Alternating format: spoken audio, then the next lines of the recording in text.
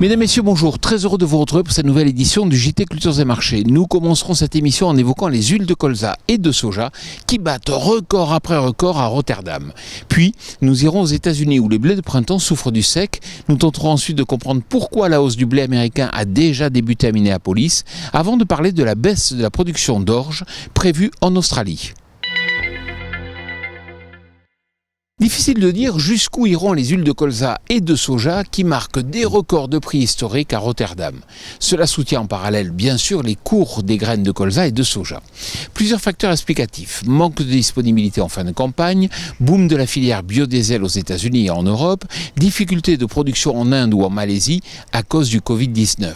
Il faut remarquer que les cours des huiles de colza et de soja évoluent à l'inverse de ceux de l'huile de palme qui se replient à Rotterdam. Mais attention, cet effet de balancier devrait limiter à terme la flambée observée sur les huiles de colza et de soja. Alors que la semaine dernière, les blés d'hiver aux États-Unis commençaient à souffrir d'un trop-plein d'eau, la situation est complètement inverse sur les blés de printemps. Il faut dire que le cumul des pluies du mois de mai déçoit nettement dans le nord des États-Unis. En effet, le déficit hydrique présent depuis l'été dernier ne fait que de s'aggraver, sans parler des températures qui atteignent désormais les 40 degrés Celsius. Il n'en fallait pas plus pour enflammer les cours américains et soutenir en parallèle les cours européens. Restons aux États-Unis où la hausse du blé a d'abord été observée sur le marché de Minneapolis, car c'est là où est coté le blé de printemps, alors que le blé d'hiver est coté à Chicago. Chicago a toutefois emboîté le pas à la hausse, suivi comme à son habitude par le marché européen Euronext.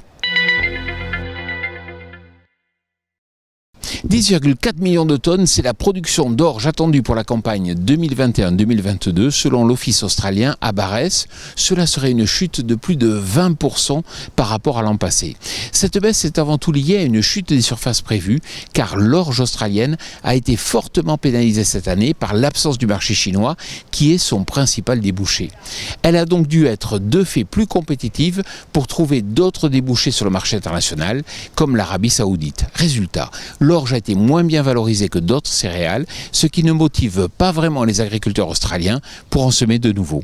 Comme je vous le dis chaque semaine, si vous recevez un email qui vous informe de la mise en ligne de ce JT, aidez-nous à mieux le faire connaître en partageant cet email à tous vos amis et à tous vos collègues. Je vous souhaite une excellente semaine.